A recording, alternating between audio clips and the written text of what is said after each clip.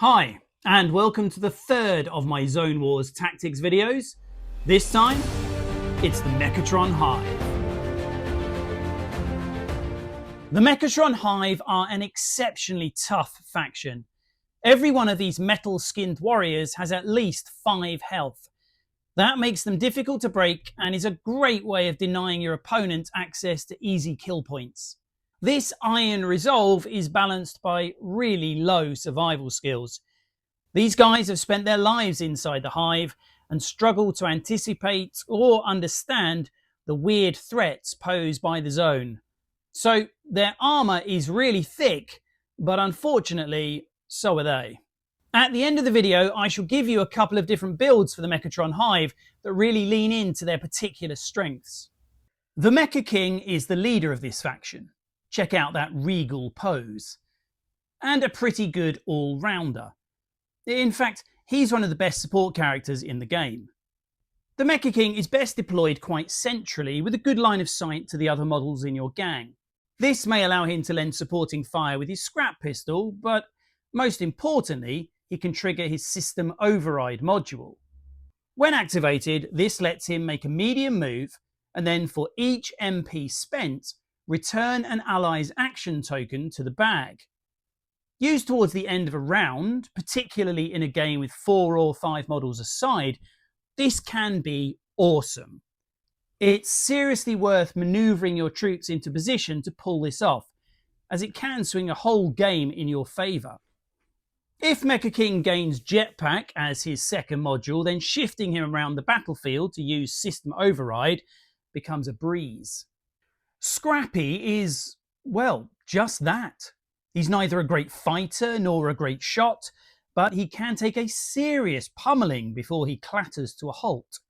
7 health is amazing, of course, but more than that, his backup system makes him arguably the trickiest model in the game to disable permanently. For just 1 MP, instead of being taken out, he can be broken again instead. I can just imagine his gears churning and systems rerouting as he stands up again like a slightly clunky Terminator. Because of Scrappy's poor survival, this recovery will likely take a couple of rounds. That makes him a particularly good choice for scenarios that run a little longer, such as Throwdown or the Chase, which will give him time to make his recovery. Thanks to his club starting gear card, Scrappy can always get stuck into the action from the start. A whole host of modules make him even better in this role. Industrial Saw gives him a potential burst of speed and some guaranteed damage. Energy Pulse works in a similar way, but allows him to damage all enemies within a close-ranged burst. Nice.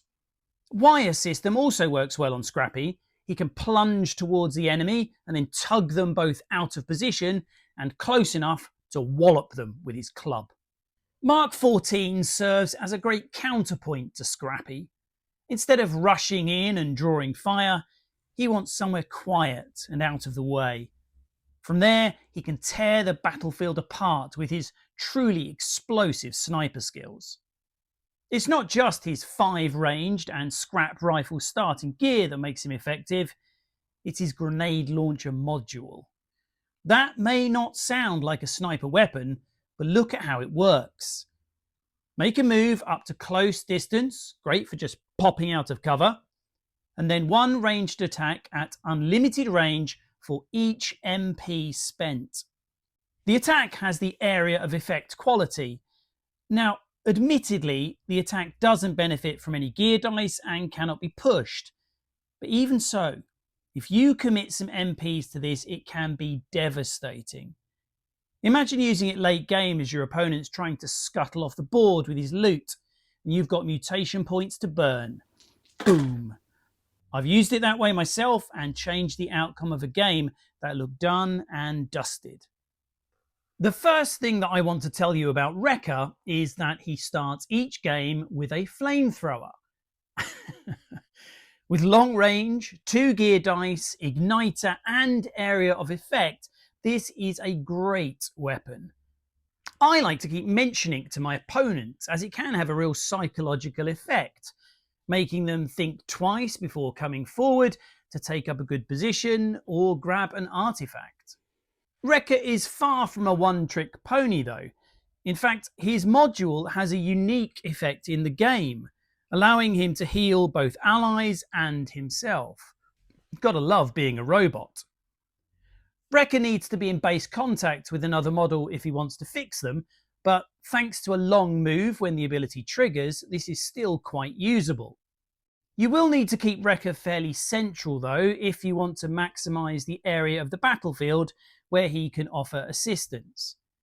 The ability to recover a broken model and have them not be bloodied is really great, especially given how hard it can be to take a Hive model out of action in the first place. The final model is Bender, who is an out-and-out brawler. With 5 melee and 6 health, you wouldn't want to meet him on a Dark Knight. His Pincers module gives him the ability to not only move and then inflict damage on a target, but immobilise them as well. Anytime he wounds an opponent with his pincers, an action token is taken from the bag and placed beside the model.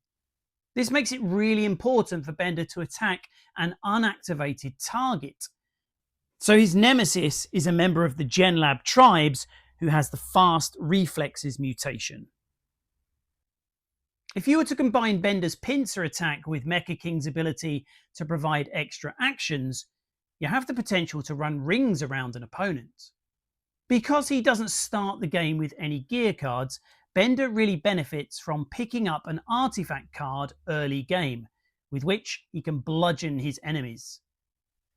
A great combo for Bender is to acquire Wire System as his second module. This allows him to draw foes close enough to effectively pincer them, even if the terrain is a bit tricky.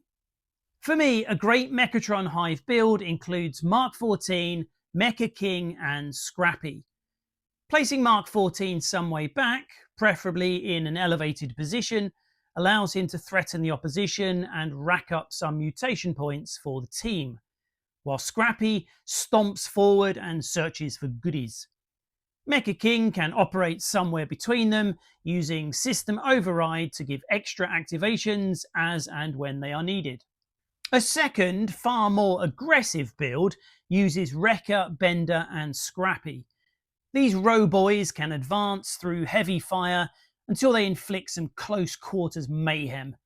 A combination of Scrappy's backup system and Wrecker's repair skills should keep them going until they engage with their hapless opponents. So, those are my thoughts on the Mechatron Hive. I hope they prove useful next time you get these robotic renegades on the table.